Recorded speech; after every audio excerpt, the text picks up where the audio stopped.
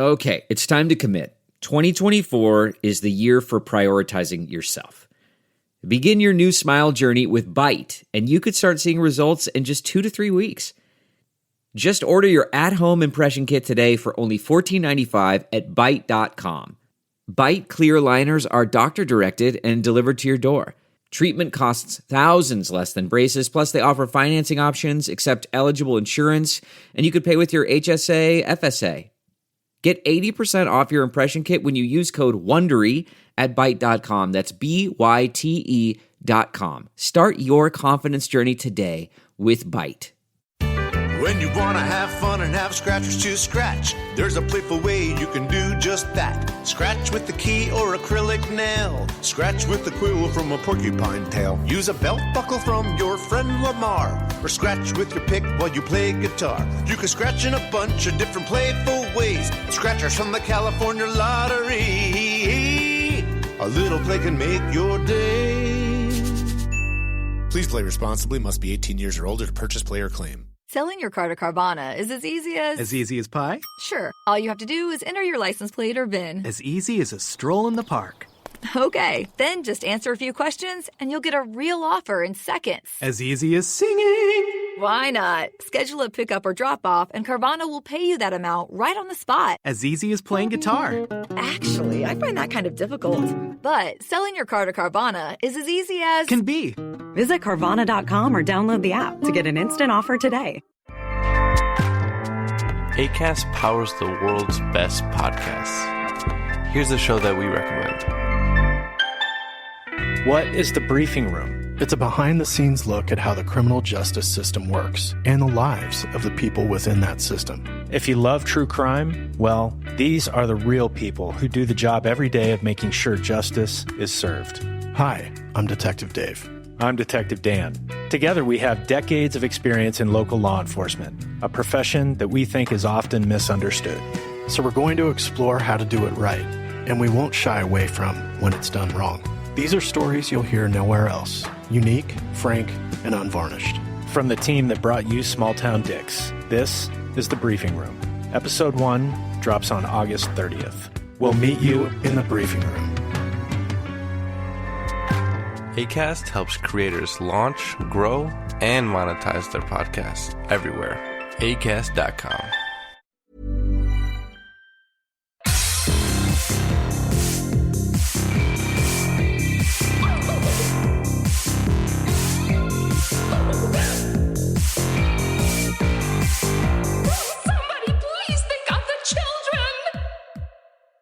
And welcome back to Scarred for Life, the podcast where we open up old wounds by looking back at the films that scared us as kids. I'm Terry. And I'm Mary Beth. In each episode, our special guest brings with them a movie that traumatized them as a child. This week, our guest is Terrell Trotty. He is a YouTuber and the host of the Blu-ray Tuesday with Terrell at the Overlook Theater. Welcome to the show! Thank you. Thank you guys for having me. I'm excited. Thank you. I'm excited too. It was so cool to meet you at Unnamed Footage Festival and then get to serve on the jury with you. This is great. Meeting new friends it's like full everywhere. circle, yes. And thank you guys for coming to Up 666 was awesome. I had a good time. The movies were great this year. Mary Beth, better than last year, right? Because you're on the jury with me last year. It was. It actually was it was wild. It was so much harder to pick a favorite or pick our favorites rather than last year because there was just so many good things. A lot, all the way around. It was great for a newbie that hadn't been before. This was a great entry point. I had a lot of fun, and I cannot wait to come back. Yeah, but let's talk. I want to hear about your YouTube channel or the YouTube show that you do on the Overlook Theater channel. Is that how it works? Yes. Blu-ray Tuesday with Terrell. Can you tell us a little blah blah blah? Can you tell our listeners a little bit about your show? Awesome. Yeah. So Blu-ray Tuesday with Terrell. I've been doing this the 80th episode does drop this week on Thursday. So I don't know. It's crazy how many I've had, right? So it all started with I've been collecting Blu-rays for years since before I can remember, even when I was younger, I was collecting VHS tapes. And so I don't know. I just got on Instagram, I became pretty big on the Instagram because I buy them every week. I talk about them. For about 7 years on the Overlook Theater, I used to do write-ups. So I used to write about everything that's coming out every week, what I thought about each one. And we were like, maybe we should turn this into a visual thing. So over the years, I was skeptical. I was I'm kind of out there, people, I don't know if they can relate to me. Like, I say off the wall stuff, I'm a mess. So for me, I was like, I don't know if that's right. So I tried it, and the reception's been great. So I'm happy. So far, I haven't got canceled yet. I'm 80 episodes in. So yeah, I've gotten better with spoilers because I'll spoil stuff, especially if I don't like it. But I'm getting a little bit better.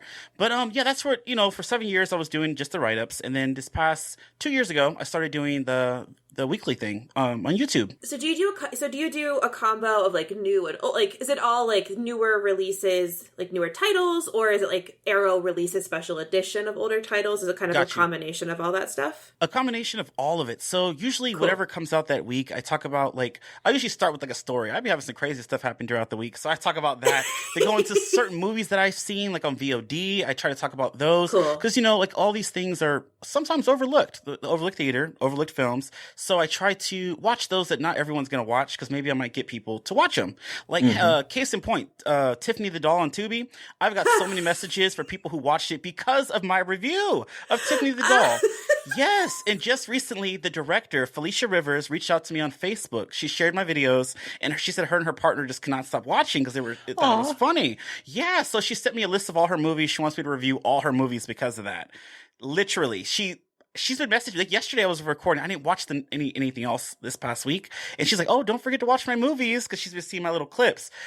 Yeah, I don't know. It's so fun. I don't know. So I do that. That's awesome. I love the labels like Arrow, Severin, all that stuff. I do cover those when those do come out as well. Little of everything, new and old. That's so cool.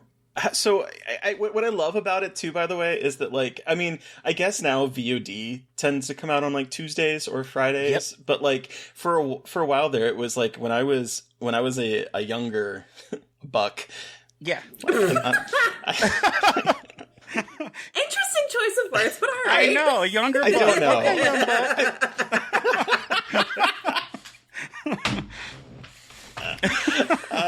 Dead. Okay. But I remember when I was younger, my favorite thing was Tuesdays, because you'd go to Shopko or Walmart or not Walmart, because they sell sometimes edited stuff, and but Target or whatever, and I would on Tuesdays, and I'd load up on a whole bunch of DVDs. So I love this concept of continuing that tradition, because I don't think people go out to buy movies on Blu-ray as much anymore as they used to. I know. I'm a huge collector. I love Tuesdays. Me too. Every Tuesday I was at Target. Even when I was younger, I would get when I was my first job was at McDonald's, and I was 16. The first I would buy video games and movies. Every Tuesday I was there. But Tuesday was always my favorite day. Buffy the Vampire Slayer, my all-time favorite show. I know y'all ain't watched it, but my all-time favorite show. And I watched that every Tuesday. On 8:00 Tuesdays, everyone out of my room, my little brother and sister knew. And so it's always been my favorite day for various different reasons. So yeah. Well, also, I want to hear more about how you got hooked up with the Overlook Theater, because the Overlook Theater was primarily a blog, and now it's a lot of podcasts, right? Mm-hmm. Yes, it was. Yeah, so it was a blog. And yeah, so in 2012, 2013, I worked at a frame shop, Aaron Brothers. If you guys, it's no longer a thing. But yeah, I worked there, and I was the assistant manager at the time, and Russell came in for an interview. Russell is one of the co-founders of the Overlook Theater. And yeah, so he came in. It was my first person I've ever interviewed ever. And I was thrown into this. I was no prep, but it was very professional. He could tell you. But then we started talking about Annabelle and the Conjuring movies. I got off topic. We started talking about horror movies. During that time, though, I never had friends that were really into horror. I was the odd man out in my group of friends at the time. And so I had no one to really talk to about this. And he actually picked me up one day. He got the job, by the way. But I remember he told Oksana, who's his wife, baby mama, all the above, girlfriend. And basically...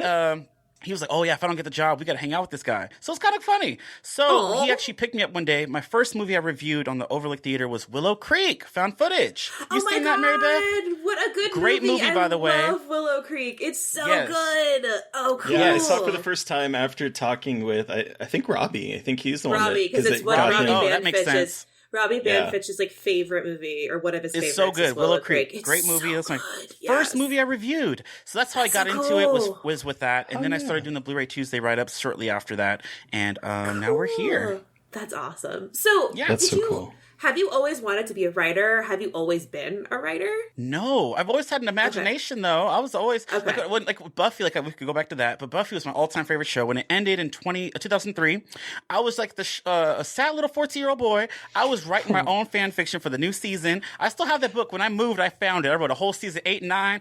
Yes, before the comic book. I should have sent that into somebody or something. I don't know. But yeah. No, writing was never like anything that I wanted to do. Cool. I don't know, just happened, I guess. That's awesome. A little bit. Yeah. Cool. So then I would love to start talking about how you got into horror, because it sounds like you've been a horror fan for a long time, right? So like, how old were you when you watched your first horror movie? I would probably say around 2 to 3 years old. Oh my god! And that was because my aunts used to watch me a lot. My mom was working a lot, a single mom, so I was with my aunts a lot, right? And they used to always rent Child's Play 2. Leprechaun and Nightmare on Elm Street 2 was one of the first movies I ever seen. Let me tell you, Nightmare on Elm Street Part 2. And I was always scared to go to sleep. Oh, and Candyman. Those were the ones. I watched those in rotation all the time. My God. And my aunts, as I grew up, this was all the ones I would watch over and over. So, I would watch Child's Play. You know, it wasn't Disney, it wasn't Lion King, which I like those. But it was Nightmare on Elm Street, it was Child's Play, it was these movies. So as I grew up, I was always scared, but I loved it. I don't know what kept drawing me back into it. And I like scaring my siblings, because I'm the older, I have a little brother, a little sister, and I was the one scaring them. My little brother hated Myers, and he got on my mother, I can't cuss, I could cuss. On my mother's nerves, I would tell him, like, hey, Michael gonna come get you. I would sing the song, like, do. Yes! And yeah, and then like I remember my aunts, they used to terrorize us too. Like they used to like hawk us in the bathroom and say Bloody Mary and Candyman all the damn time. So I was just thrown into this. I was so scared. When Scream came out, I was trying to take a nice shower, wash my body, get clean. And then my auntie go turn off all the lights and run in with that glow in the dark ghost face. Scared the shit out of my naked ass. I was like, this girl. So it was this whole experience. That is my growing up. I was terrorized as a kid. And now we're here. Now I'm just so numb to it. I don't get scared that much. With these you movies. were literally put through the ringer your entire childhood. Like, it was no fear response 1000%. Ever again. Nothing can scare you anymore. Unless it's a rat. I'm terrified of those. That's a scar for life. Rodents. I can't do it. So rats are a no. No. No. Okay, you said that you were really scared as a kid. You're not scared as much now. Mm-hmm. Has anything recently kind of gotten to you or scared you? Is there anything you could think of? Supernatural stuff kind of gets me. Okay. Like the paranormal, the first Paranormal Activity, we watched that this past that fucked me up when I was younger because when it first came out, I'm sorry. And I'm used to the trauma. I went back the next day to see it again. So when I seen it for the first time, I was scared because that shit moving and those noises, I kind of lived that. And then Wait, what? I went home that night afterwards and my door was wide open. I was so scared. I remember watching the Flintstones to put me to sleep. And I was just so scared. So basically when I was younger, 17, 18, or first time drinking, I was a good boy until then. And then we did it. We made our own Ouija board, y'all. I don't recommend this at home. Why would you do that? Yes. So my friend's girlfriend was moving out of this house, and I always said that house was haunted because I'd be hearing shit, right?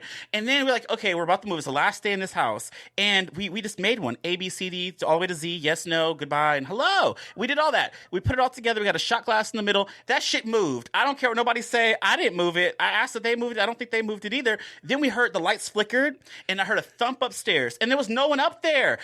My big ass was out of that house, so I cannot make. I'm getting goosebumps right now just thinking about it. Seriously. So when I watched Paranormal, when I heard that thump, thump, thump, and them lights. Okay. No, ma'am. I was like, get me out of here. So that's why Paranormal fucked me up. That was the only movie. And The Conjuring was kind of that was scary. Yeah. But besides that, yes, that supernatural stuff really, not for me. Don't do a Ouija. And guess what? I didn't say goodbye. So that I might have a demon. If y'all see something floating around here, that's because Unfriended 3. Terrell brings the demon to the podcast recording. It's like, oh my God, this is the next Razin Nest, the haunted podcast. Oh my goodness. Snoozy. Yes. Oh, that was boring as hell, and I'll tell you that right now. That was never on my list. That Razin Nest, I could have waited for that shit to end. Sorry. Period. Same though, and here's the thing. I watched it by myself like last year because it was at some festival earlier, and I was seen it watching twice? it. Oh yeah. Or did you go have lunch this year? I went to the second time. Oh my god! I was like, thought it was going to be better at a movie theater. I was like, maybe because maybe with the crowd, because it definitely has like a lot of in jokes with like horror and stuff. I was like, maybe. Yeah. And Mary Beth hadn't seen it, so I was like, let's just go see it. I want to start it, and I was like, oh. Mary Beth, how'd you feel about that? No comment. Okay, no problem. Moving on. I liked his first movie, but this one was not for me. Well, me too. This one was not for me. And that caught me off because that Masking Threshold, I didn't think I would like that. And there's rats in that. But that movie was great. I love that one. Yeah. Mm-hmm. Anyway. So when you were talking about making a homemade Ouija board, it brought me back to my childhood because I never made a Ouija board, but my dad did collect. Well, my dad did collect a lot of books, and some of them were had like dark magic rituals in them. Yeah. What? So you what? Yeah. And so did you ever do any dark magic? Well, we tried as a young buck. Yeah, as a young buck. I'm just get him. A young buck. Yes, even younger buck, like young buck, like junior high ish. Are you for real right now? Are you fucking with me for real? Yeah, he thought he was a Wiccan. No. My dad has actually sold one of his books and to Guillermo del Toro. Oh wow, really? Like online, like he was. What's that? Yeah, the actual director, the guy. I can't say his Guillermo name. del Toro. Oh, okay. Yeah.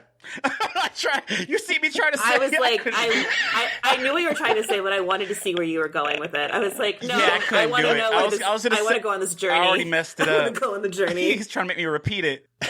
For a while, my dad had a really successful eBay shop that he would sell books for, and Guillermo, through his assistant, bought one at one point. So it might be sitting in his bleak house. Is that what he calls it? Like his. Wait, I gotta go back to the dark magic rituals. What the? Okay. Yeah, please. So, I want to hear about this. So he collected like a lot of books. He had a lot of Bibles. He had a lot of they get to offset like that. Demonic books. And I was like in junior high with my friend that was spending the night, and I remember we went downstairs and we were like reading through the book, and it was like talking about all the things you needed, and we went on like a fetch quest to go find stuff. Oh my god! We couldn't find everything though. Are you just now telling me this story? See, years of friendship. You had an Evil Dead moment. You legitimately. Oh my god! You had a Necronomicon moment. You're right. All right, hold on. You have heard me talk about how terrified I am of demons for 4 years. Oh, and you are just now telling me about your dad having dark magic ritual books. So I bring some new stuff out of him now, Mary Beth. You really did. You brought out the dark side. You brought out the dark side of Terry. I did. I'm an old buck now. An old buck? And my memory is not as good as it used to be. And so it was just like a memory that got triggered because of talking about making homemade Ouija board. Oh my god. This is what happens, Mary Beth. That's incredible. It's just such a good story. The problem is we didn't have all this stuff because it was asking for like pig's blood, silver, and like just like all this random stuff, and so we sort of did the ceremony, the ritual without a lot of it. Oh wow! Did it work? Anything happen with y'all conjure? Well, a candle flickered in the basement, and it just sort of like started waving back and forth where there was like no wind. Wow, that was it. I believe it. I believe in that kind of stuff. I'm sorry. Mary Beth, what about you? You got to have some story.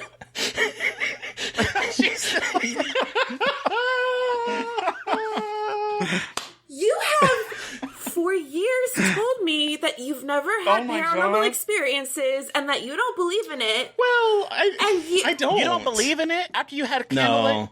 Oh my god, I do. There's so many things that could have happened. I mean, it's like it just.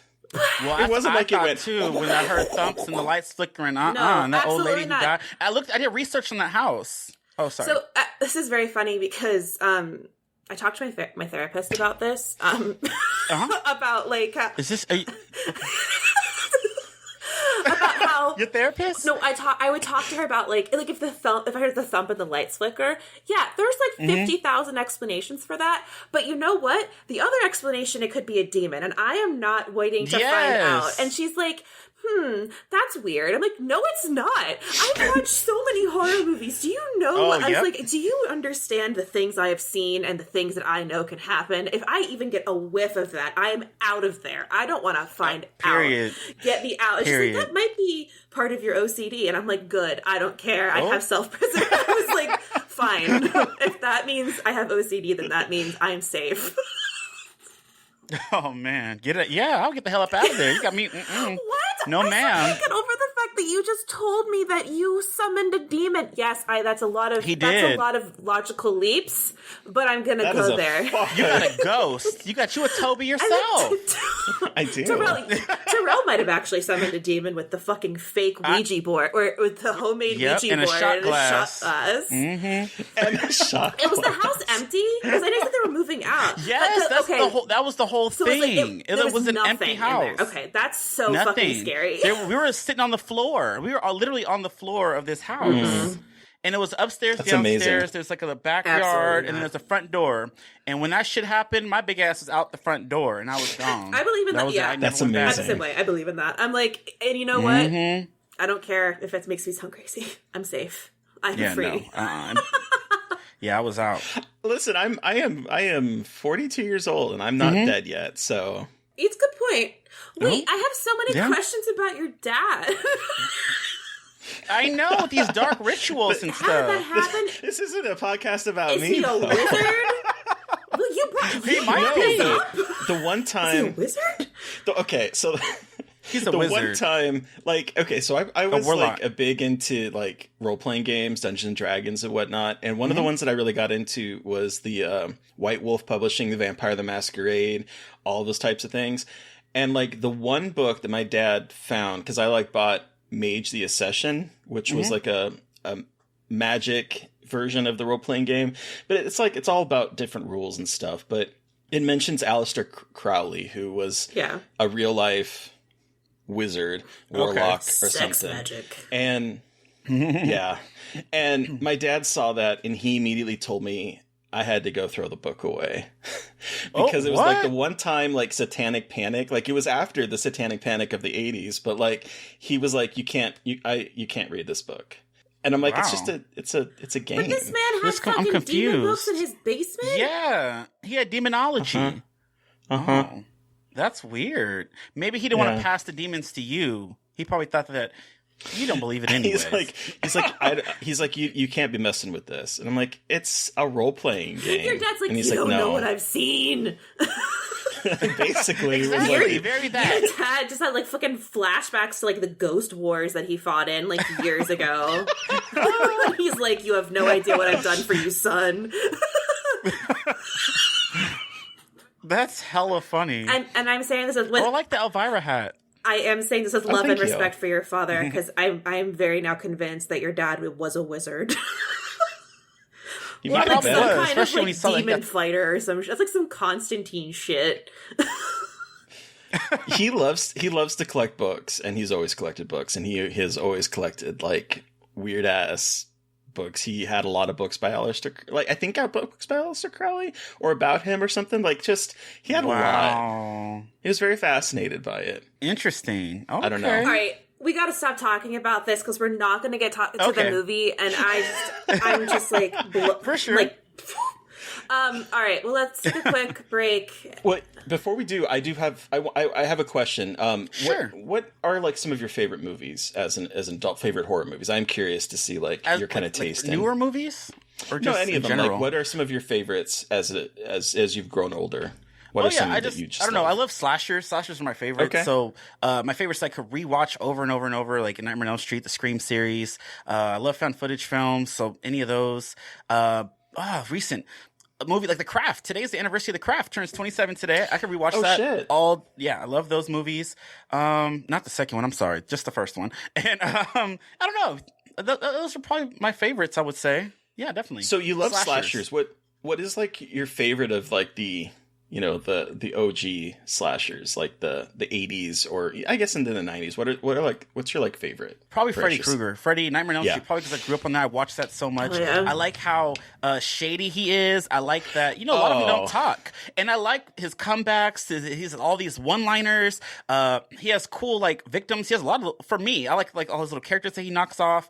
You take him to the dream world, and I feel like he's the scariest. Because in my opinion, everybody got to sleep. I don't care how much coffee you drink. You got to go to bed, and this man gonna get you. So he's 1,000% my favorite. So I have to ask, what is like? Do you have what's your ranking of the Nightmare on Elm Street movies? Which is your like favorite to least favorite? Oh, dang, that's a good one. Okay, I'm just gonna throw that out number there. one, the I'm best. always curious. No, I love the first one, and then I'll probably go. Oof, I like 7, 3, 2, 4, 5, 6. I think it changes, but that's not ranking. Only because, I love Part 7. I watched that recently in the theater with Heather Langenkamp and Robert Englund and in attendance. I've met Robert 3 times, and it's off my bucket list. Now I just got to meet Beyonce and Sarah Michelle Gellar, and I could die happy. Yeah, I met him 3 times. He's great. He's very conversational. He's very knowledgeable. Oh my God, I was so nervous the first time I met him. Oh my God, and I was sick. I was coming down with a cold, and I was like, "Fuck, I should not go." I'm glad I went though. He knows his lighting. We took a little picture together, and he's like, "Oh no, we got to do it right here." He's awesome. Love it. That's amazing. He's a bucket list item for me. So watching Part 7 again as recently in that theater, oh man, it was great. It was a great experience. Great slasher. It was scary. He was dark. I don't know. I love that a lot. Everyone loves Dream Warriors. I feel like those are the answers everyone's going to give you. Oh, Dream Warriors is the best. And Dream Master I watched a lot. Like 2, 4, and 1 I watched the most as a kid. I loved Alice. I liked her character. How she's grown. You're like, speaking this little Terry's timid language. girl. And then by the end, she's this badass, and I love a badass female. That's my favorite. Yeah. So, So those are. They rotate though, because if I rewatch them now, I might flip them, around. But that's what I can remember. That's fine. What is yours? 1, 4, 7, 3, 2, 6, 5. Nice. So we're around the same. I like 4 5. Is like more than 5 6. Is just I think 5 is just boring. For me. But a little child was scary though. A little gremlin little child, and then the nun woman who got raped by all them men. That's so bad. Oh, it was scary. Yeah, it was wild. Yes, bad. I don't know who actually. I didn't. I don't. Was that like the was Part 5? Did they come up with that? That's how Freddy came to be the way he is because of that. Because I was like, why do they? I don't remember that from any of the other movies. Yeah. Maybe 5 is the last one, now that I'm remembering. 6 is like the most derided. I get that. But like, there's something Looney Tunes-esque about it that I just find very funny. Yeah. Like, it's some slapstick, deaths in 6. But, some of the kills in 6 were kind of fun. I just think 5 is a slog to go through. We, I can't remember when it was. I think it was like 2017 or 16. I went to Alamo because they did a marathon of all 7. Nice. Of the movies, so it was like a whole long day. And by the time we get to 5 and 6, it's just like it's too much. Like Freddy vs. Jason, when that came out, that was a big thing for me. I was Team Freddy the whole way, and I feel like that is a nightmare film. That should be like Part 8 because it was a Freddy movie. He needed Jason to instill the fear into all these other teenagers in Elm Street, right? So, it's like Part 8. I don't know. I love Freddy vs. Jason as well. I didn't throw that in the ranking, but I don't know what y'all feel about that. But yeah, I like that movie. I have a problem with versus films. Like I don't consider AVP to be part of the Aliens franchise, even though most people do. I just no. AVP not part of Alien. And I feel the same way about Freddy vs. Jason. Like it's fun until we get the slur for me. That just ruins it every single freaking time. I get you. But yeah, it's fun. It's fun. Yeah. But yeah. Okay. Nice. What about you, Mary Beth? I think we've talked about this before. I know, but I can't remember what I told you. Because I'm like, fuck. Because I like 2. It's the thing of like I've just rewatched 2, so it's like, damn, I think I like that more than I initially ranked it, but I cannot remember for the life of me. What's your top 3 then? That'll make it a little easier. 1, 3, and 2. Are mine. Got it. Okay, cool. 1, 3, and that's cool. 1, 3, and 2. There we go. I sometimes 1, 3, and 2, and then I think it's 4, 6, 5. But then 7 goes in the middle. Got it. I loved 7. I love seeing Heather back. Yeah. No, I love 7 until the ending. I'm not a fan of the kind of going down the Alice in Wonderland ghost. Oh yeah, yep. With Like Dylan. that last part, like, because all of it is so grounded in like reality that by the time we get to that point, I'm just like, I wish there was something a bit more real about it. Yeah. So that's like my only part. That's the only reason it's a little bit lower for me, is because I think the ending just sort of doesn't do it for me. Okay. When you wanna have fun and have scratchers to scratch, there's a playful way you can do just that. Scratch with the key or acrylic nail. Scratch with the quill from a porcupine tail. Use a belt buckle from your friend Lamar. Or scratch with your pick while you play guitar. You can scratch in a bunch of different playful ways. Scratchers from the California Lottery. A little play can make your day. Please play responsibly. Must be 18 years or older to purchase, play, or claim. Selling your car to Carvana is as easy as... As easy as pie? Sure. All you have to do is enter your license plate or VIN. As easy as a stroll in the park. Okay, then just answer a few questions and you'll get a real offer in seconds. As easy as singing. Why not? Schedule a pickup or drop-off and Carvana will pay you that amount right on the spot. As easy as playing guitar. Actually, I find that kind of difficult. But selling your car to Carvana is as easy as... Can be. Visit Carvana.com or download the app to get an instant offer today. Well, we're talking about Nightmare on Elm Street because, Terrell, what movie is your Scarred for Life pick that we're talking about today? Yes, my Scarred for Life pick is A Nightmare on Elm Street 2, Freddy's Revenge.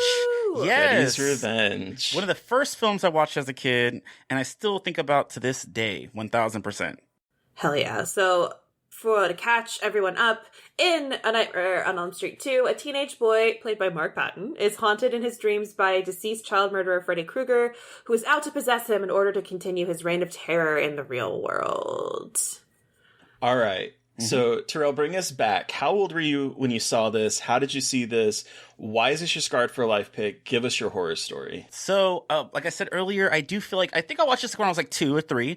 As I got older, I rewatched it like around 6 and 7. So that's when I started like processing it a bit more. I watched this shit when I was younger and real young. So, watching this, I don't know, I was terrified at the beginning for one. I remember I used to catch the school bus to school as I got older, and every time I would catch the bus, it was the same old dude, and he looked just like Robert Englund. So I was so scared that he gonna drive off a cliff with me. I was like, I don't want to fall asleep on this bus, because if I do, I might not wake up. I might be dead, and I don't know. That song, that's the first time I heard that Touch Me All Night Long by, I think it's Kathy Dennis. That when he's dancing, and that's how I clean my room, y'all. I clean my room just like that. So I love that song, by the way. So that scene sticks out to me a lot.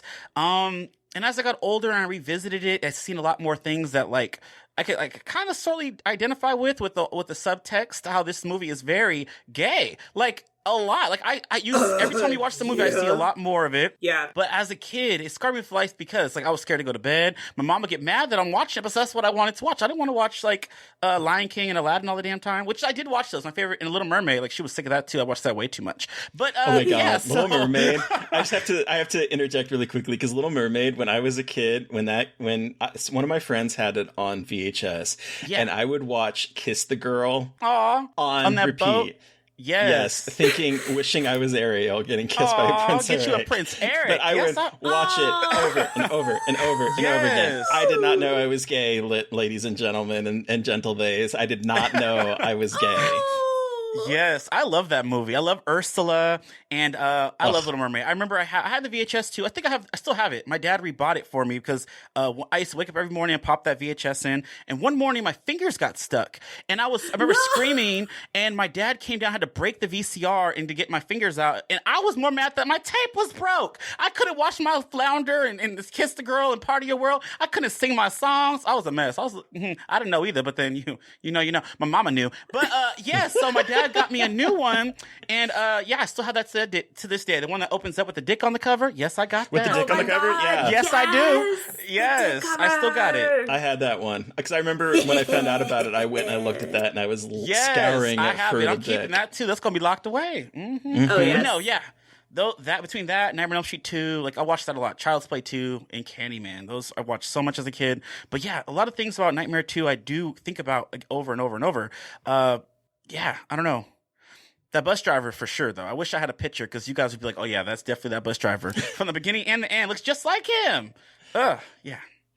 So wait, when did you end up seeing the first Nightmare on Elm Street then? I saw that later, and when I was younger, I didn't like it as much because I don't know why. I don't know. The first one, I saw it later. Yes, when I did marathons and stuff, and I love part one. Nancy is one of my top 3 favorite final girls ever. Best. Oh man, love that. That's like a near masterpiece. Wes Craven did his thing with that movie, and yeah, so I saw it later in life. Probably around 8 or 9ish is probably when I saw the first one because it's weird. I saw 2 and 4 the most out of that whole series. 2 and 4 later in life at 8 years old. Yeah, no, because I started so literally. My mom, my brothers, they can all tell you like that's all I wanted to watch was horror films. That's so. 1000%. So you didn't want to watch 1 for a while. You just liked 2. Yeah, I don't know. That was I the just one you probably, said. like All I said, right, cool. You know, you're a kid and you're just like, stuck with one thing. I don't know. My nephews do the same thing. They want to rewatch the same. Like, let's watch something new. Yeah. So I get it. That's probably what happened. Yeah. It's just interesting that was the one you latched onto. But yeah. And I met Mark Patton. Oh, did you? Sorry, go. Yes, no, I met him at Monster Palooza a few years ago. He had that book, Jesse's Diary, that he came out. He was so funny, too, because he was telling me that he had lots of sex in this book. I looked at him, I said, I'm definitely buying this book. He signed it. And I remember me, Russell, we got back to the hotel. We were looking through it to try to find the sex. Ain't no sex in that book. He lied to me. After he put his claws in my neck all sensual. I could send you all that picture, because he sure did. Please. He was flirting with his old ass. But I love him. He's great. Y'all need to watch Swallowed. He's amazing in that movie. He's great in Swallowed. Yes, he is. Yes, Mark Patton. Shout out to Mark. Wrong queen. Yes, I still haven't met the Meyer. What's her name? She played Lisa. I want to meet her and Ron. Oh, I like me some Ron when I was the guy, the one that he was gonna go stay with instead of going to Freaky Deaky with that other girl. The one that he definitely is flirting with instead of the girl. Yes, him. I liked him. He wakes up in the middle of the night with the light on, very close. Yes, yes, him. Yeah, so I have kind of a similar relationship to like the series as a whole, where because I watched them in the 80s was when I was introduced to them, like late 80s. And the thing is that especially at that time, you watch what you can get your hands on, and so I watched the first one, and I remember the fourth one. My little hole in the wall video store. It was in Alaska, and they had a VHS cover, but the tape was beta. Oh, so it was a beta tape stuffed in a VHS case for it. And so the fourth one is the one that I watched a lot. And so I watched like 1 and 4 and then slowly started to fill in the rest. So you watch them out of order. And I would gravitate because I owned 4. It was the only Nightmare on Elm Street movie I owned. Yeah. So I would watch that one constantly. And so that's why that one's my favorite. I never really liked the second one as a kid growing up, although there were things about it that like adult Terry's like, I know why you watched that movie. Because like there's like man ass, there's a little bit of S&M stuff going on here. There's like some really like kinky stuff that went way over little 8-year-old Terry's head when I saw this for the first time, that now I'm like, oh, I get it. But the one thing I do remember about this movie is that as a kid, whenever I watched a horror movie, especially when there's like a villain in it, I would always write down what could kill this monster, because I always wanted to be prepared in case it was real. Yeah. And so I would keep a list of the things that would kill Freddy, and one of them was getting kissed by a girl, gonna kill Freddy. Like that was basically that was my list. In this one. Yeah. It was like, I had like all of it. Well, you can kill Freddy by turning your back on him, by kissing him, by putting his bones in a junkyard and consecrating. Like I was like listing all these things. If Freddy comes for me, I know what to do. I need to find a girl that's going to kiss him, and he's just going to die. Kiss like the girl, like Little Mermaid. Yes, exactly. That is actually what the song is about. Kissing Freddy Krueger to defeat him. Sha-la-la-la-la. Yeah, exactly. Yeah. You gotta kiss Freddy. Wow. Oh my god. This is the Little Mermaid that we really want. That's the live action one I want. Speaking of which, that movie also has a drag queen. Freddy is kind of a drag queen. Yeah. I think there's a connection here. Sure. Yeah. All right. That's fine. But, okay, so Terry, I know that you are not a big fan of this movie. Yeah, I'm not. Okay. Why is that? Yeah, tell me about it. Well, there's a lot of things. Like, okay, the big thing for me that I latch onto as an adult, now that I've watched a whole lot of movies and I have an understanding of the 80s a little bit more, the big thing for me is that it bothers me, like, especially, I think now it's a lot different, but if you had Googled the gayest horror movie ever, you would get every single time it would be Nightmare on Elm Street 2, Nightmare on Elm Street 2, Nightmare on Elm Street 2 is accidentally sometimes the most gayest movie. And I think there's a BuzzFeed article, because I Googled it right before we record, and there's a BuzzFeed article from 2016 proclaiming it the gayest movie ever. And I'm like, is it though? And is that something that we should be like? The 80s had a problem with homosexuality, where a lot of movies that had queer subtext, the whole idea is that it must be vanquished so that the heteronormative way of life of America can continue. So you have movies like Fright Night, where it's the vampire is sort of like the queer outsider, coming into suburbia and tempting your young boys to become gay. And he must be defeated. Exactly. So he must be defeated. Then you have like Lost Boys, where it's the same thing, where the vampires are representing like the otherness in society, and they must be vanquished so that the boy and the girl can be happy together. You have Near Dark, another vampire movie from that time period, where it's literally the blood in your body is turning you into a demon, and it must be like taken out so that you can become straight again. And here we have a movie in which the queerness is again subtext, and it has to be defeated through a kiss from a woman to dispel all that sort of internalized homosexuality and embrace. So I find it troubling that this is like the movie that's celebrated for being the gayest, because I find the whole story behind it to be kind of 80s homophobic. So I have a problem. I guess that's where I get stuck behind, because it's like the whole idea is this kid is wrestling with his internalized homosexuality, and by the end of the movie, he has vanquished his gay thoughts. He has kissed the girl.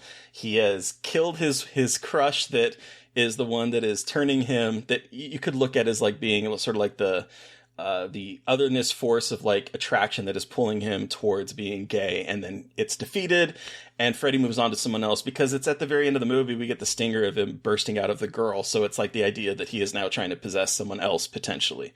So like I don't know. I find that whole thing. Okay. Interesting. I find that whole thing just sort of like, it's, I don't know. It doesn't sit right with me as an adult. Okay.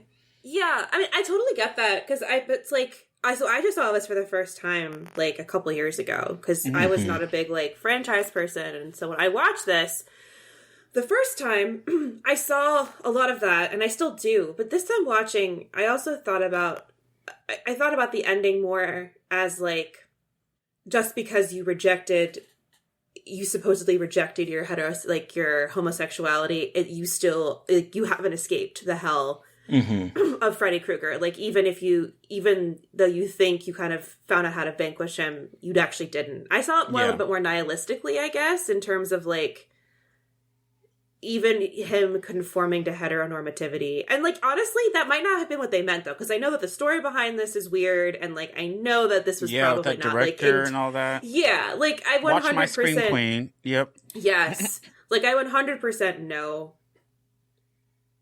that it does not have a good story. I guess watching it now, just without thinking that, I saw that ending a little bit more nihilistically. But like, I know what you mean, though, Terry. That last part has been something that is like, I've changed my thoughts about throughout the years, because yes, at first I did think, as you did, Mary Beth, where it's like, you can vanquish and I'm using quotations, listeners, you can vanquish the homosexuality, but it is still going to be there. You can try to cover it up, but dude is gay. Like, I could see that, but also because this is a body horror movie, and because this is all about Freddy bursting forth from bodies, the fact that he seems to be reaching through her as opposed to like coming out of him again, kind of like, for me, makes it seem as if we're no longer haunting Jesse per se, we're haunting someone else, because it's always been in this movie, it sets it up as like he has to burst forth from some body in order to do it. So that's kind of like how my mind has changed over the years on this film. But I know what you're meaning, because I definitely saw that at one point too. And, like, the director probably was like, no one's ever going to think this hard about the second Nightmare on Elm Street movie, but too bad you still made a pretty. But I it's see very the frustration different from the others too. It is very Terry, different. Dark Horse. And I understand, Terry, like your kind of not hesitation, but like frustration with how it's read as like the super gay horror movie. Because I agree, like that's a lot of people like making clickbait headlines and also not understanding like context of horror like at all. Like that is just frustrating in and of itself. Because this, like, isn't the gayest horror movie ever. Like, by any stretch of the imagination. It wasn't even then. Yeah, no, it wasn't. So it's just, like, very weird. But anyway, it is a dark horse in the series, though. Like, it's one of the only ones that has, like, a final boy. And I love that. I like the changes that it did. That's why I think I connected with it, too. I understand where you guys are coming with it, but I don't know, it was kind of cool seeing that the other aspect, like with Halloween Ends, and a lot of people didn't like that movie, but it opened up with not your natural babysitter, it was a dude versus, the naturally always had the big bimbo girl or whatever. Yeah. You had this guy and he was the babysitter, and then, I don't know. For me, I thought it was kind of cool at that time, especially. They didn't really have that. So it's kind of, I don't know. I liked. Yeah. Well, again, like it does flip the script so much in giving us like a final boy character and we're following him, and it is like, it feels so much kind of like Halloween 3 a little bit because I feel like we go. I love that movie too. I hated it as a kid. There's no Michael.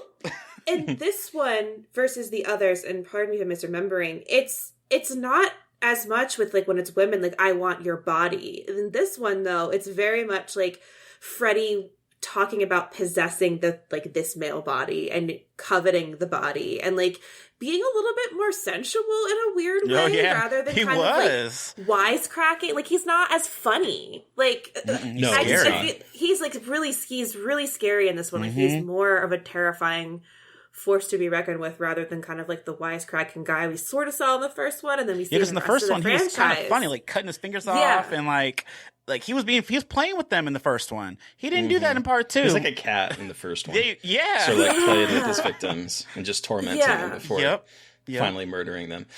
I like the design of Freddy in this one. He feels more skeevy. Those red contacts that he has are like they really pop.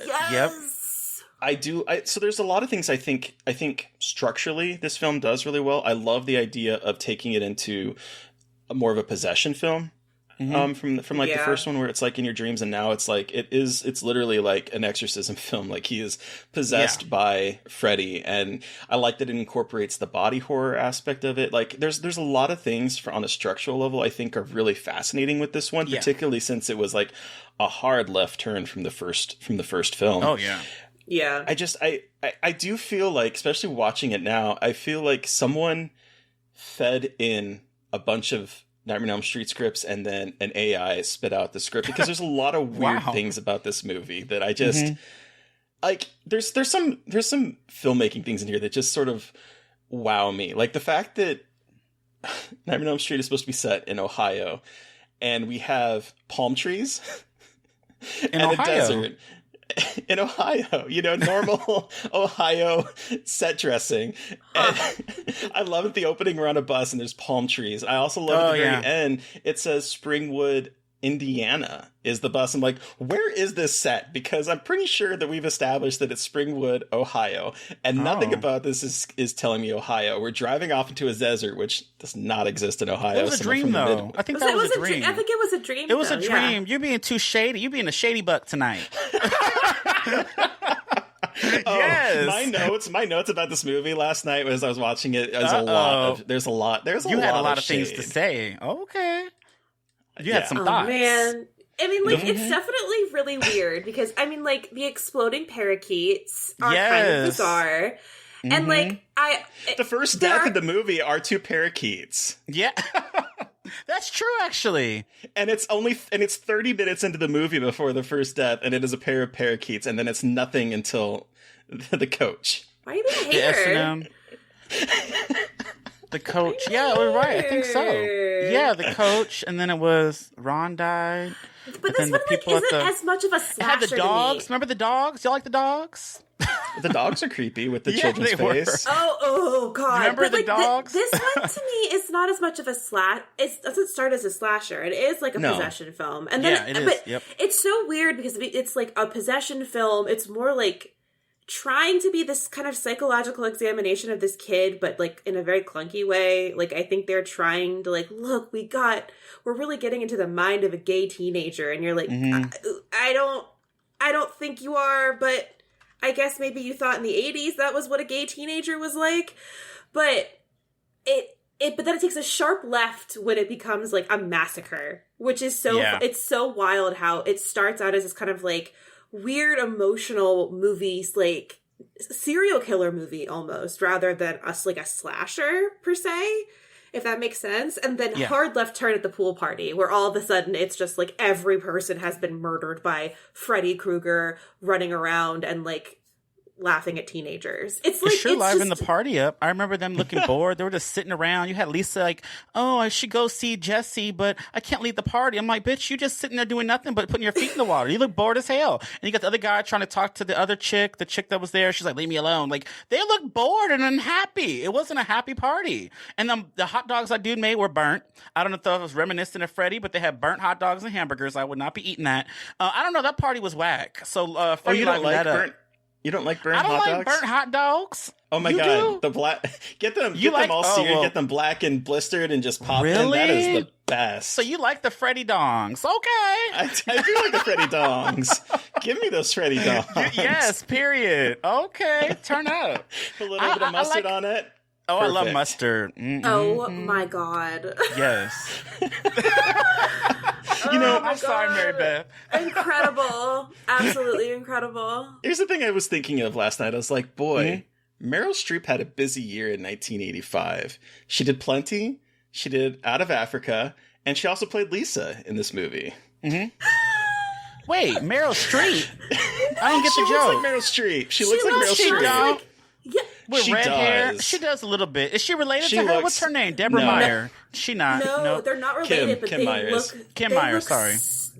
I kept thinking that. I'm like, it's Meryl. It's Meryl. Sister. It's Meryl. This is why she needs to have gotten an Oscar at this point, because she is impersonating an actress playing a character. Oh my God.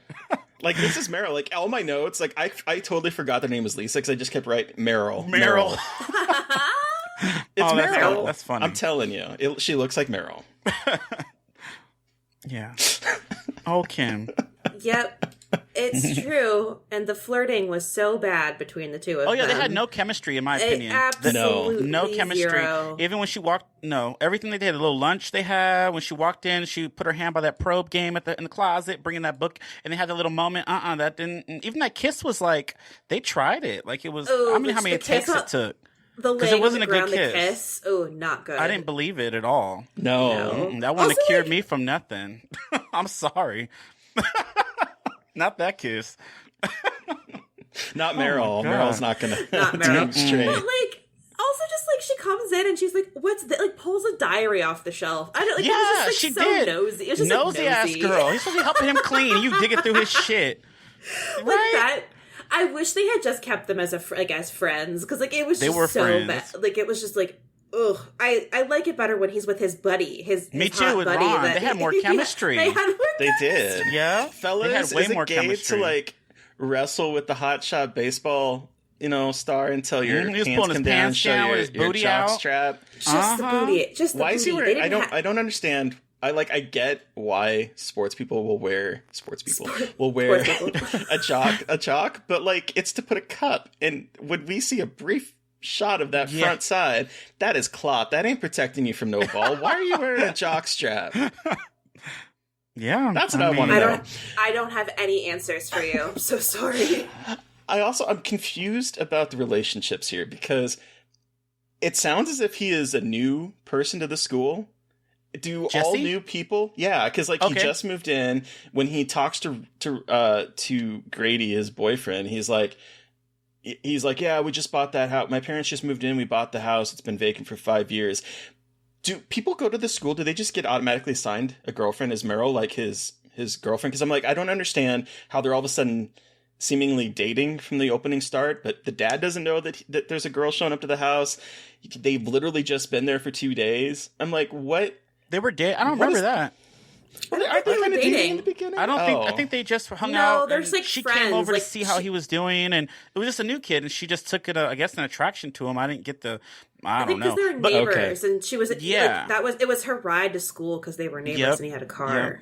Yeah, I don't think that they were friends ago.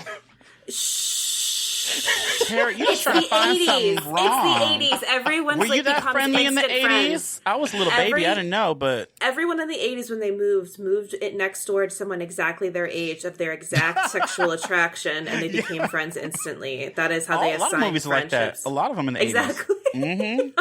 There's a lot. Yep. Mm-hmm. Oh my god. Oh, this movie. I mean, like, look, I totally get it. It's definitely homophobic, but I just choose to interpret it as, like, it just feels more to me like he's being punished for hiding it, and that Freddy isn't necessarily, because I guess, Terry, you saying, like, Freddy is is, like, kind of, like, monstrous homosexuality, like, represents that. Yeah, because I thought he was trying to help him come out of that. I think Robert Englund even said that in a Q&A or something along those lines, that he was trying to help him come to with what his true desires were, I guess, in a sense of so he kills the people that he loves. I don't know. Well, I get what you're saying, because he went to Ron. I don't know. Yeah, well, it's Freddy though. He a demon. He's possessed. He don't kill all these people. He almost killed his sister. He loves his sister too. I get you. It feels more like it's like it's punishment, and it's fucked up, but it's like punishment for like internalizing your own sexuality and trying to fight it. And this is kind of like the toxicity that appears when you try to hide who you truly are and what happens, and like. And in turn, like, that internalized kind of homophobia and that self-hatred manifests as violence. So if you are, like, you know, Freddy's all about fear. So if the thing you're scared of the most is yourself and your own desire, then he makes you scared of yourself and turns you into the monster you think you are. And that is very obviously can be very easily interpreted as homophobia 100%. But I guess just in seeing this, I see it so much as, like, the toxicity manifesting from hiding who you are. I get that, and I could see reading of that, but then also, like, the fact that a straight kiss vanquishes those feelings. Yeah. Like, I don't know. But, and again, but it didn't though, because it's still going. If it's the nihilistic ending, then it follows in those footsteps of, like, he thought that a kiss would free him, but actually that heterosexual kiss, he is still in the hell and in that dream hellscape with Freddy. Yep, exactly. I don't know. That's how I read it, but I see yours too. I don't know.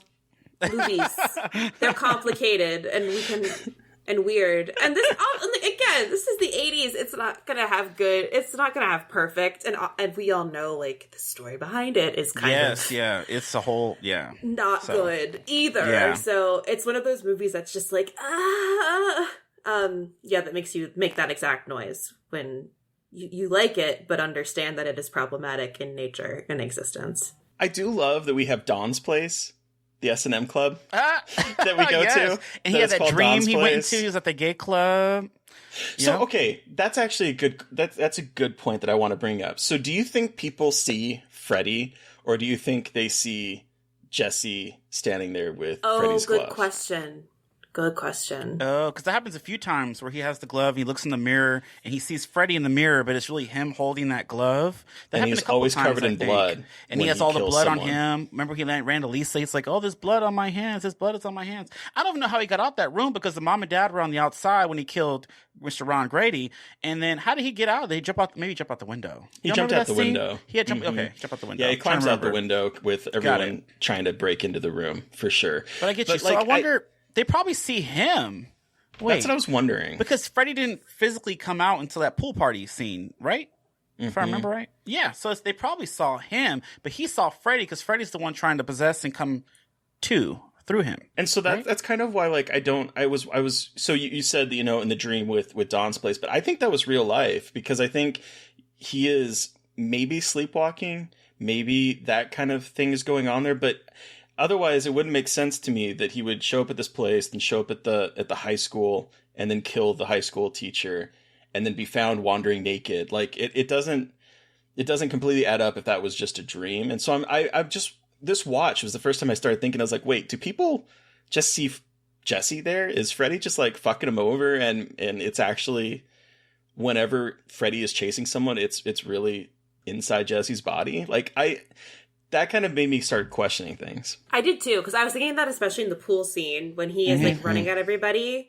I was like, wait a second, who are we actually seeing? Because he has that whole revelation that like Jesse has that revelation that's like, I've been killing people. Like he's been making me kill people. Yep. So I kind of saw it as, for a lot of the time, it was like people were seeing him, and that's why I forgot how it ended.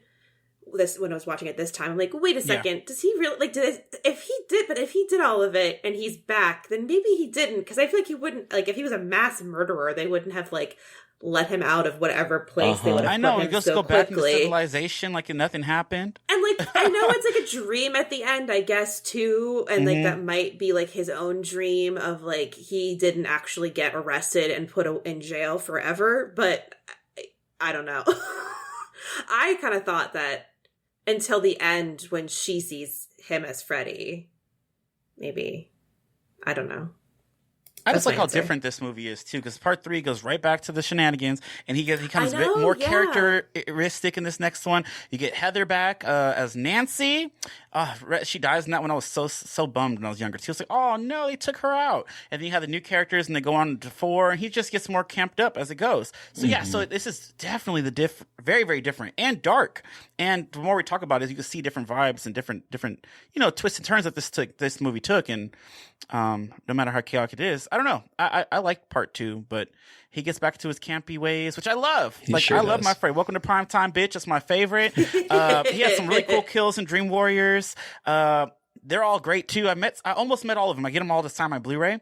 Like Kevin Sagos, who plays the one, what the fuck is his name in that movie? Anyways, I heard his hand at Sinister Creature Con. I feel bad. I never know my own strength. I remember I shook his hand and he screamed. I was like, oh my God, I feel so bad. He was like, oh, you got a grip. I was like, I'm so sorry. I was slightly nervous because he was one of my favorites as a kid. And because he didn't give a fuck. He was like, I was trying to sleep and you bringing me to your dreams. Like, he was great.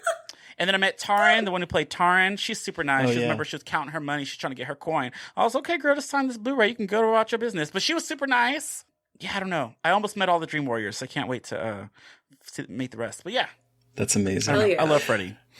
So I do love when we actually get them. I love the kind of set pieces of the murders. Not necessarily. I think the pool party's a little but I like Grady's death, and I really like the I like Grady's too. Yep. Schneider's. I like the way it's set up, because it definitely pulls in the whole S&M vibe, where he's like getting dragged down with and tied up to the wall, and I'm like, this is why you need a safe word. Yeah. Oh yes, very much safe word. Did y'all like that movie? Oh my God, I liked it overall, but damn, it was late too. We talked about this during the jury, but I mean, my favorite part of that movie was when I heard you go, oh Lord, oh God, because she was peeing in her mouth. I was like, oh my God. Everybody, this is a movie we watched at the Unnamed Footage Festival called Safe Word. 666, Safe Word. That's a good movie though. Overall. I really enjoyed it. But so I like the teacher's death, and then I think Grady's death is fantastic. The body horror of that scene, I do think is really good, where it's just like Freddy is bursting out of Jesse's stomach, and the way that was good. Shot, yep. The shot when Freddy stands up and the skin just sort of falls off like he's a snake and he's just molted, and Jesse's skin like sort of slides off of him is such a great moment. Yep, I love that moment. Yeah. And that's the thing, like this movie has so many incredible moments in it. It's just like the writing is sloppy, I think, is what it comes down to. I think the writer did not really know. I think he intended to do something and it was very sloppy, but he wrote some really cool kill sequences, and it's just like a very strange franchise entry, but I love it. Yeah. Like every franchise has that weird dark horse entry that you're like, the hell is that? Yeah. And I feel like that, I know that like a lot of the other ones are goofy, but they're still kind of more in line with what Nightmare on Elm Street's kind of like whole thing is. And this one is the dark horse, and I don't know, I still like it. I like the dark horses, so. I think part of the problem with the script, though, is that it literally came out less than a year after the first one premiered. Mm-hmm. And so, like, that's right, because 84 was the first. Yeah, because it was Nightmare November 18th, I want to say, of like, it was mid-November for the first one, and it was the November 1st for the second one. So it was not even a full year turnaround. It's sort of like a Scream 2 situation where they turned it around like super Scream quick. 5 and 6. Oh shit. Yeah. Okay. Yep. So I think that might be part of the problem. I also, one of the like shining stars of our podcast, the one that we love, is Christopher Young. Christopher Young is a composer, and he has like composed so many movies that we have talked about. We talked about recently Copycat. He composed music to that. Oh, a Dutch. I listened to that. Yeah, he composed the music to Urban Legend, which is an episode we have coming out. He composed this one. He composed like wow. I'm trying to think of what else he composed, but like Hellraiser, the original, the first one. Mm-hmm. Okay, yeah, and the second one, Hellraiser 2, I believe he also did. He's done Sinister. He did The Grudge. The Grudge was he's done fucking Michelle Gellar. Oh, okay. Yep. Which is also another episode or movie we've covered on the podcast. Oh, you did? Oh, I gotta find that one. I'm scared of your face. You didn't like that one? What? No, I love The Grudge. Oh, yeah, no. Sorry, no. Shady Buck? I no. love. Oh, okay. No, I actually love The Grudge. I think The Grudge is a lot of fun. But like, Nightmare on Elm Street 2, an episode of The Twilight Zone, Invaders from Mars, the Trick or Treat, the 1980s one, not Trick or Treat. Hellraiser, Flowers in the Attic, Hellbound, Hellraiser 2, The Fly 2. Jesus, he has really done it. Damn, he has a catalog. He has The Dark Half, Tales from the Hood. Oh, I love that. Hell yeah, that one scared me too. Those little puppets. Mm-hmm.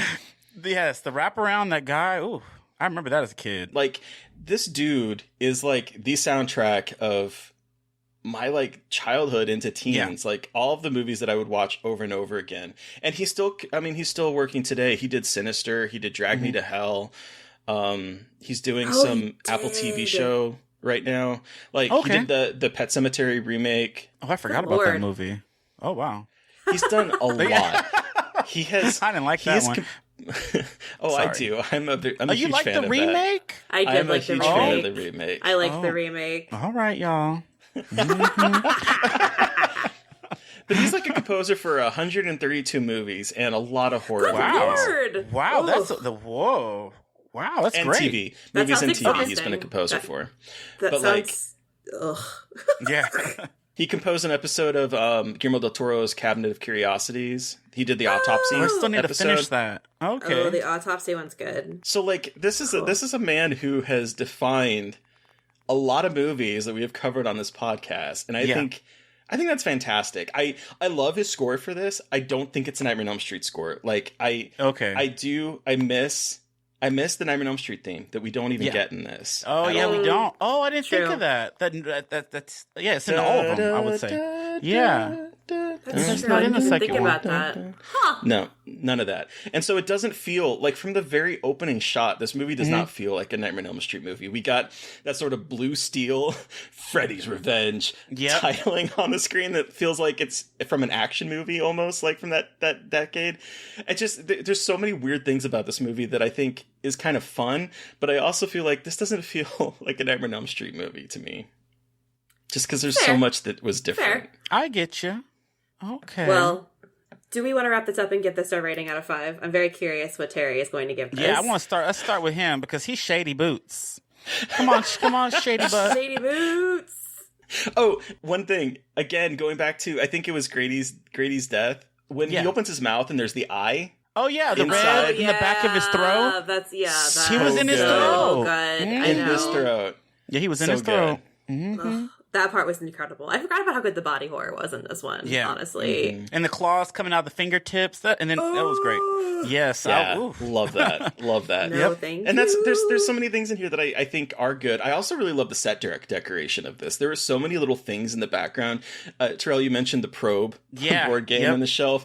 But like, there's like a board in the kitchen that every single time we see it, it says someone called, Zach called, someone called. I'm like, who are all these people and who are they calling? Because there's didn't know they just moved in. Or I like the little girl, the little sister, and her little cereal box. Because I used to do it all the time. I was digging up the toys. Yeah, and she put on those fingers. I used to have those too, but I had the green ones with the red fingernails. What's the witch ones? Yes. But there's so many little things hidden in the background that I do think is really kind of fun. Like if you were someone to like watch all the different things, like when the room is melting and it's so hot and there's the phallic candle that is like waxy and tipping over. I remember, like, yep. It was so hot in that room. I'd be dying. I don't like heat. I'd rather my windows will all be open. I'm too big to have all this heat. I want it to be same. Yeah. Period. I need some air circulating up in this bitch. Period. Seriously. Waking up sweating. I was like, oh my God. I would not have been in that house because I would have the first night it's like 97 degrees. I'm like, I'm out. I don't care where I'm sleep on the street. I mean, this is Ohio in quotations. Like, get me out of that house. For real. Get me out of that house. Okay, now do you want to give it? Oh yeah, sorry, we got off topic again. How many exploding parakeets out of 5 are you giving Nightmare on Elm Street 2, my friend? Very curious about what you're about to say. Well, I will say when I went to go add this to Letterboxd, I had rated it as a 3. Okay. 2.5. Oh my Lanta. Wow. I tell you, every time I watch this movie, I like it less. And it makes me sad because this is my favorite franchise. I love this and Alien are like my favorite franchises. Those are like exactly. If you were to say like Terry franchise, it would be Fredhead followed by Alien because those series are just so important to me. And I don't know, there's something about this movie that I think that there's things in it that it does really well. I love the idea of changing Freddy so far from the first one so that now he's like a possession story. I like that idea. I like the body horror. I like some of the deaths that we get. We don't really get that many. I mean, when I was looking up the deaths, everyone was including everyone that died at the pool party, which I'm like, that's not, those are nameless characters. They don't even have like a personality. I'm like, in terms of like the actual people dying, we literally have like 2 people. We have Grady and Schneider. The rest of them, we don't even know their names. And so like, I think that I love those deaths, but I feel like there's not that many in this for a series that would eventually go on to have such a huge body count. I don't know. There's so much about it that it's fine. But that's me. What about you, Mary Beth? I give it 3.5 exploding parakeets. I know this movie has its flaws, but as I talked about, I see it as a fascinating kind of look at repressed homosexuality, and I think it's just so weird and different and bizarre and like campy because it doesn't mean to be as weird as it is. Like exploding parakeets and S&M clubs when he is like soaking wet. And just, like, logically so bizarre. And yet I just really enjoy watching this. And I actually, opposite of you, Terry, like it more each time that I watch it. So I'm going to go 3.5. But, Terrell, you have the final word. How many exploding parakeets out of 5 do you give this? 4 exploding parakeets. Because I probably would give it more, but I will give it 4 because it wasn't my top 3. But I was, for growing up, I've watched this so many damn times. I remember like drawing pictures about the scenes out of the movie, being on the bus, seeing that guy, and I'm thinking about this movie. The movie I thought about so much. So I have to like, I don't know, I've connected with it and I grew up with it. So I don't know. There's a lot of stuff, like how dark it was, how scary it was. Him bursting out of it. I was scared. Going to bed, I'm like, okay, is he going to burst out of me? Like, I don't know. And I was traumatized with these fucking films. I don't know. But we're watching it, rewatching it every time I do watch it, especially seeing and watching the documentary, seeing what this went through. And I was like, oh, this is fucked up. But I don't know. I like how different it was, how dark it was. The subject matter, I understand all that. Terry, I get what you're saying. But I don't know. I like this movie. I think it was a nice watch. I mean, if you want to be creeped out, a lot of things I didn't like I couldn't deal with. Like I said, the hot room, I wouldn't do that. There was no chemistry between him and Miss Old Girl, at least Meryl Streep, like y'all say. Meryl Streep. I don't know. I really did like this movie. I was creeped out. Robert Englund, he scares me. He's my favorite ultimate slasher. He brings back the camp in the next couple movies, but part 2, I like that it's a dark horse. I like different things, and yes, the overlooked one in the franchise. My favorite, 4 stars. There you go. Oh, yeah. Well, thank you so much for joining us and bringing this delightful queer movie. Yes. Thank you all for having me. Thanks for reaching out, you guys. Of course. Where can our listeners find you, and what do you have that you can plug and share? Yes, so you can find me on Instagram at Terrell88, and the Overlook Theater's YouTube page. I have my Blu-ray Tuesday with Terrell. The newest episode, I have my 80th episode dropping. Isn't that crazy? I thought it was crazy. That's amazing. 80 episodes. That's wild. I've been doing unboxings. I'm doing a franchise ranking coming up. I recorded my first episode, hasn't dropped yet, for Final Destination. So stay tuned. It just had its anniversary of its first film. So I rank all the 5. Part 6 was just announced. I love Final Destination. I don't know if you guys talked about that one yet, but that's a great franchise. So that's so funny. It's funny to bring that up because one, we did talk with the first Final Destination with Cooper Coach from Swallowed. Yeah. So we talked about that, and then right now, because Mary Beth has only ever seen the first one for that episode. What? So we're going through on our little cuts or mini-sode. You have to watch. It's almost like a slasher in itself. Death is the slasher. Tony Todd.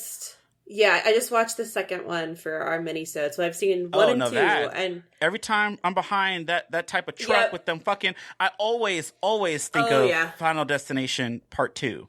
Man, and Miss Clear with her, I don't like that name. Why didn't they just name her Claire? But anyways, Final Destination, love that franchise. Rivers. The rivers are so clear. Yeah. Good yes, God. that. But yes, that's what I have coming up.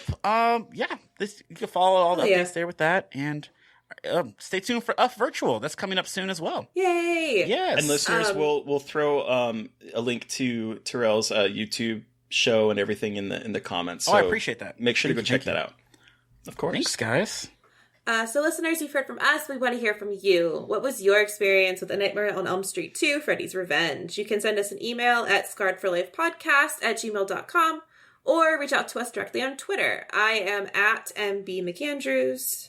And I'm at Gaily Dreadful. And of course, don't forget to follow the podcast on Twitter at Scarred Podcast. And please don't forget to review, rate, and subscribe. And if you want to help support us, sign up through Patreon. Thank you to Eric Power for our artwork. Thank you to Sean Keller for our music. Thank you, everybody, for listening. Please stay safe out there. Most importantly, stay creepy. Hey. And until next time. Somebody please think of the children!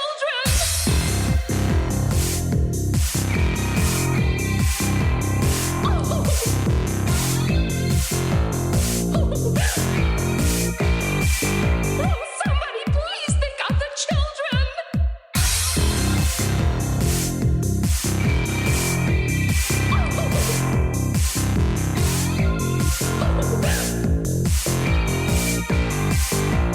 Somebody please think of the children!